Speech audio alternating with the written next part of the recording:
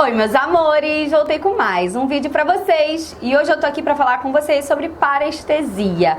Quem me acompanha há bastante tempo aqui no canal, quem é seguidora bem antigo, já sabe do que eu vou falar, porque é um processo que eu passei lá em 2016, mas ainda assim, depois de tantos anos, eu continuo recebendo perguntas sobre o assunto, então eu vim atualizar vocês sobre como eu estou depois desses anos todos, se eu fiquei com sequela, como que eu passei por esse processo, enfim, bora lá! Bom, a gente já tem alguns vídeos aqui no canal falando sobre parestesia. Se você caiu nesse vídeo aqui de paraquedas e é o primeiro vídeo que você está assistindo, eu vou deixar a playlist aqui no box de informações para que você consiga assistir desde o começo. Porque a parestesia é um assunto que eu venho compartilhando desde que eu sofri lá em 2016. O primeiro vídeo eu conto como isso tudo aconteceu, de que forma aconteceu comigo, onde eu tive parestesia, né, que foi na língua, no queixo e no lábio inferior, pegou um pouco de gengiva também. No segundo vídeo, eu já fiz um vídeo aí depois de algum tempo pra atualizar vocês. Também acho que tem um terceiro vídeo, se eu não me engano, eu não sei ao certo quantos são, mas eu fiz depois, acho que de um ano, depois acho que de 2 anos, enfim. E nessa brincadeira já se passaram aí 6 anos.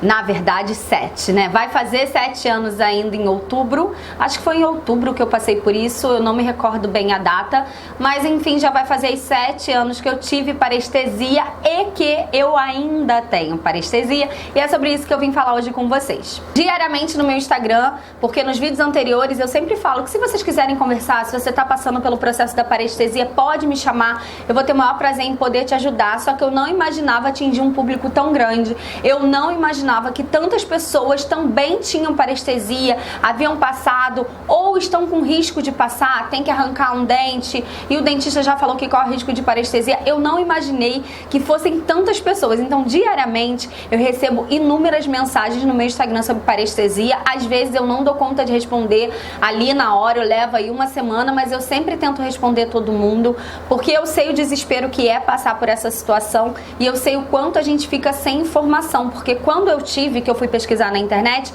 eu também quase não consegui informação relevante sobre o assunto. Tinham muitos profissionais da área, muitos dentistas falando sobre parestesia, mas ninguém que tenha passado de fato pelo processo para compartilhar sua experiência, e foi isso que me trouxe aqui para o YouTube para compartilhar minha experiência com a parestesia.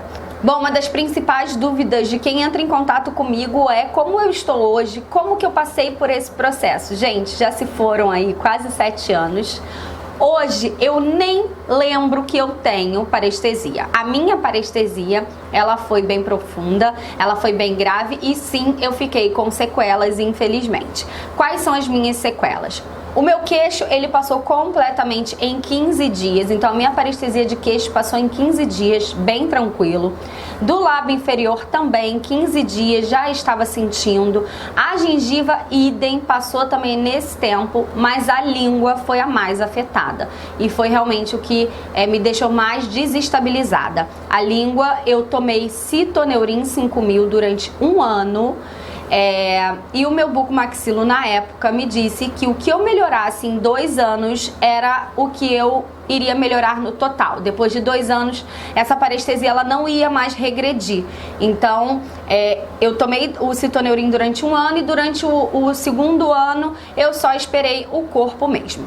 Hoje, depois de tanto tempo, depois de tantas pessoas passando por isso, depois de muito pesquisar, eu tenho uma opinião diferente do que eu tinha. Eu acho que eu poderia sim ter procurado uma segunda opinião, eu poderia sim ter feito algo a mais. O que é o algo a mais? No meu caso, eu só me tratei com Citoneurin 5000, porque o meu bucomaxilo na época foi o que me recomendou.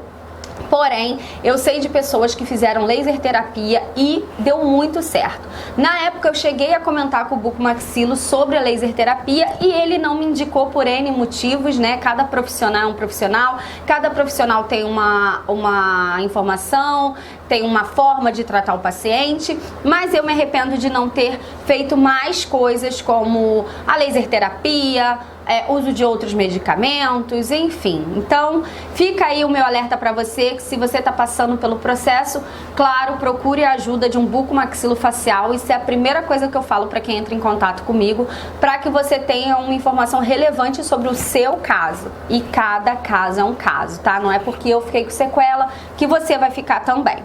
Enfim, procure aí um bucomaxilo, porém procure sempre duas opiniões diferentes, né? Para que você tire as suas conclusões e entenda o que é melhor para você no momento que você está passando. Então, eu só tomei Citoneurin 5000, que é uma vitamina do complexo B, que ajuda a regeneração do nervo, tá? Então, ajudou ali a regenerar o nervo lingual.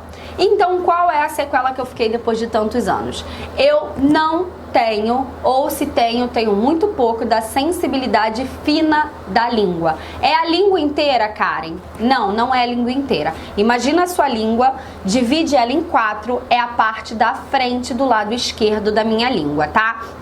O que quer dizer a sensibilidade fina da língua? É a sensibilidade mais superficial. Isso quer dizer que eu sinto gosto normalmente, que se eu morder a língua dói, enfim, que eu escovando a língua eu sinto, porém se eu passar qualquer coisa superficialmente na minha língua, eu não sinto, tá? Então se eu pegar esse dedo aqui e fizer isso aqui, ó, eu sinto mínima coisa. Eu quase não tenho essa sensibilidade. É uma coisa que super me incomoda? Não, também. É uma coisa que o meu corpo já acostumou a conviver e, sinceramente, como eu disse, tem vezes que eu nem lembro que eu tenho parestesia, que eu tive, enfim, que eu fiquei com sequela. Salvo durante 2 situações, essa parestesia, ela dá uma piorada. Se eu estiver muito nervosa, eu sinto que a minha língua dói, e dói mesmo, tá? São raras as vezes que isso acontece, mas acontece. E às vezes na TPM eu também sinto a língua doer. É uma dor como se ela tivesse tensionada, tá? E aí o que eu faço? Eu pego um pouquinho de água morna, faço um bochechozinho pra língua dar uma relaxada, o músculo dá uma relaxada e alivia muito. Então, outra dica, se você está passando também pela parestesia, faça bastante bochecho com água morna, ajuda demais, principalmente se a sua parestesia for lingual, tá? Não compare seu caso com o caso de ninguém. Cada caso é um caso. Você precisa de um especialista para avaliar a sua condição. Aqui na internet eu tô compartilhando o que aconteceu comigo, o quão grave foi comigo, mas cada caso é um caso, então não se desespere, tá? O tempo, eu sei que é difícil esperar, eu falo isso para todo mundo que entra em contato comigo. É complicado a gente esperar, mas o tempo é o melhor remédio. Infelizmente, é um processo lento de recuperação do corpo e que a gente precisa respeitar. Tá? Então o seu bucomaxilo pode aí te passar alguns remédios que vão acelerar esse processo, mas no geral a parestesia é um processo de recuperação lenta. Muita gente também pede a minha opinião. Karen, eu fui no dentista, o meu dentista falou que eu tenho que arrancar um siso, mas eu corro o risco de ter a parestesia. O que eu faço? Arranco ou não arranco? Gente, isso vai de caso para caso. Isso quem tem que te dizer os prós e contras é o seu dentista, mas converse bastante antes, entenda o porquê que você precisa arrancar esse siso. Normalmente a parestesia se dá com a extração de siso, porque o siso é um dente que passa bem rente ao nervo lingual. Então a probabilidade da parestesia em alguns casos ela é bem alta, como foi no meu caso, mas eu não fui instruída, tá? Se você assistir meus primeiros vídeos, você vai entender que eu não tive auxílio do meu dentista, ele não me avisou sobre o risco de parestesia, ele não me deu essa opção de arrancar ou não um siso, ele simplesmente falou que eu tinha que arrancar. E no dia seguinte eu acordei ainda anestesiada, e aí que eu fui entender o que era parestesia.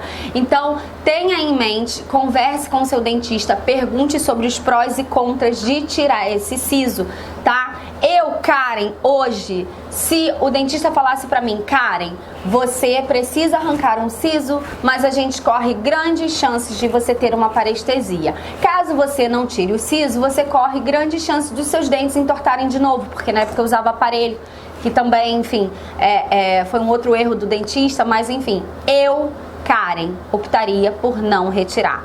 porque eu passei por poucas e boas por conta da parestesia. Eu sofri demais. Eu chorava dia e noite, a minha família toda ficou desestabilizada. É um processo muito difícil de você passar, então eu, Karen, optaria por não retirar o siso. Isso quer dizer que você não vai retirar? Não, isso quer dizer que você precisa estar instruído a ponto de tomar a decisão do que faz mais sentido para você. Bom, no geral, eu acho que é basicamente isso. Eu vou deixar toda a playlist sobre parestesia aqui no box de informações. O meu Instagram também tá no box de informações. Caso você precise conversar, precise saber mais, me manda um direct, que eu vou ter o maior prazer do mundo em te ajudar. Se você conhece alguém que está passando por esse processo, manda esse vídeo para a pessoa, manda a playlist aqui do canal para essa pessoa, porque eu tenho certeza que os vídeos já ajudaram muita gente e podem ajudar muito mais a todo mundo passar por esse processo de uma forma mais calma e mais tranquila. Tá bom? Eu espero que vocês tenham gostado e se você tiver qualquer dúvida, pode deixar seu comentário aqui. Super beijo e até o próximo vídeo.